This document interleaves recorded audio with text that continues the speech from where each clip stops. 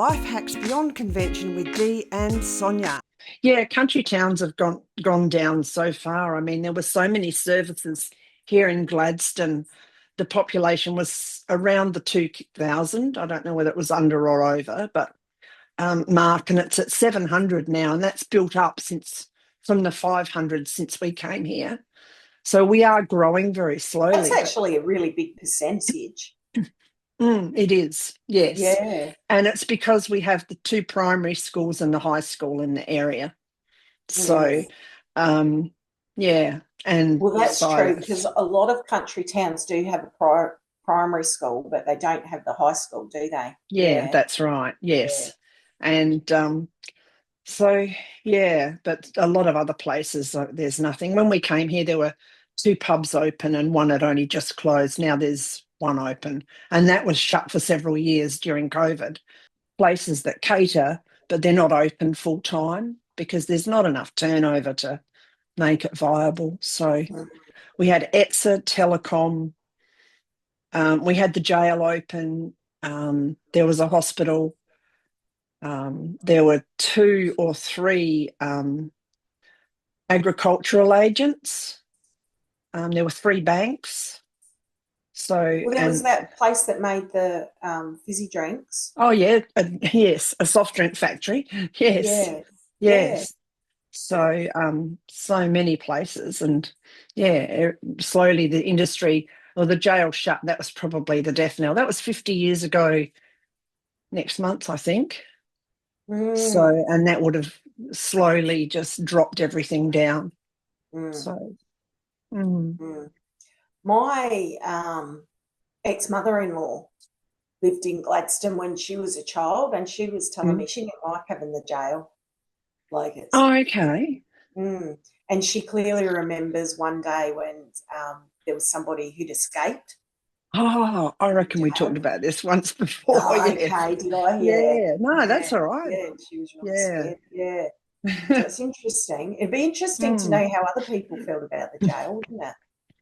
The couple of people I know that were around, well, one of them, her father was a warder at the jail, and she thought it was pretty cool. So, yeah. Because it wouldn't have been a maximum security. Oh, no. And they had a women's wing, so it probably would have been softer as far as who else they put in the place as well, just because of that. Yeah. We keep getting inquiries about is it open, is it running tours, and yeah, hopefully they'll put it out for, I don't know, tender or something later. But dealing with government departments when you want to do something in a small town is really impossible because they don't care. They get paid regardless. So, well, when you think there's 700 population of that, how many of them are actually voting adults? Yeah, exactly. You feel like there's no incentive there. Yeah. And I think I didn't realise that departments like the Department of Environment and Water own hundreds of properties and, a whole heap of jails and old buildings that are often listed with the National Trust. So it's expensive to do anything with them, and they don't have any money.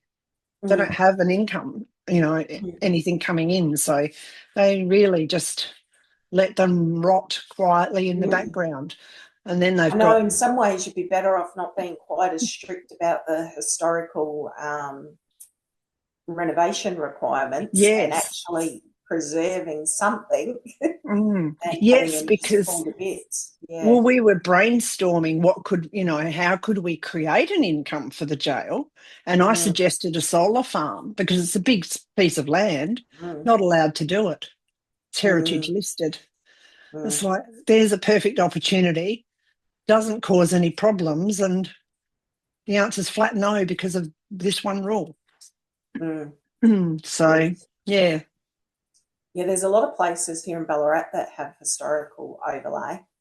So actually the little miners' cottage that I'm in at the moment is in one of those areas. Yes. And I was talking to the owner a while back, and the excuse me, the chimney, is part of that historical because you've got to keep the facade of the house.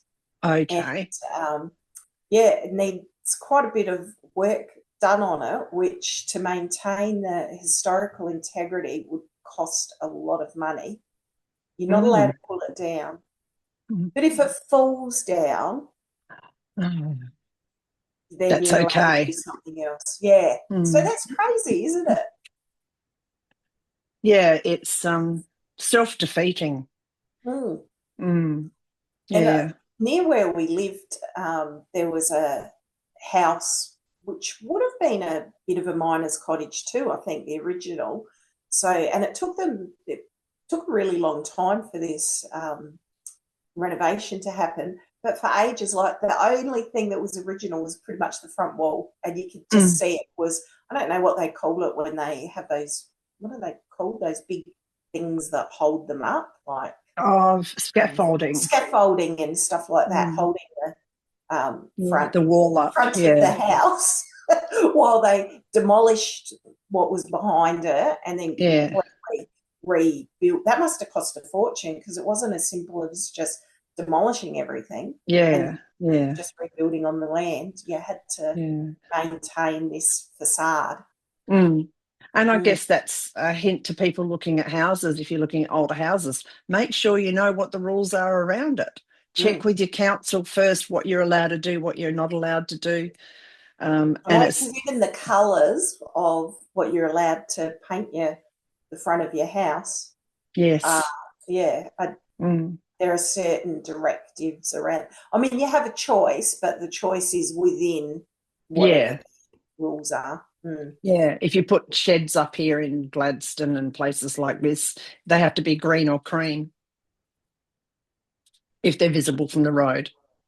So it's just, So you can't just put a silver one up anymore? Well, no. We have got a big silver one, but I just said that from the road it's hard to see because it's behind the house. So, and another friend's just built one behind her house and it's allowed to be silver, but in a lot of cases, and they're going to make rules about, it's all about the facade and street view or street appeal. Yes. And this is once again coming from city planners saying it has to look nice according to them, but when you're on acreage out in the country it doesn't. I don't know. I even think in the city, I think it's pretty sucky when you're not allowed to put up the fence that you want or paint the house the colour that you want. It doesn't matter if it's a gaudy pink, if that's what you like. I just think, well, get a life, folk. Don't look at that house. It's Karen over the road that faces the house that's the problem. You know what I mean? The Karens. At least we don't have so many, what are they called? Housing associations in Australia. They do exist, but not as much.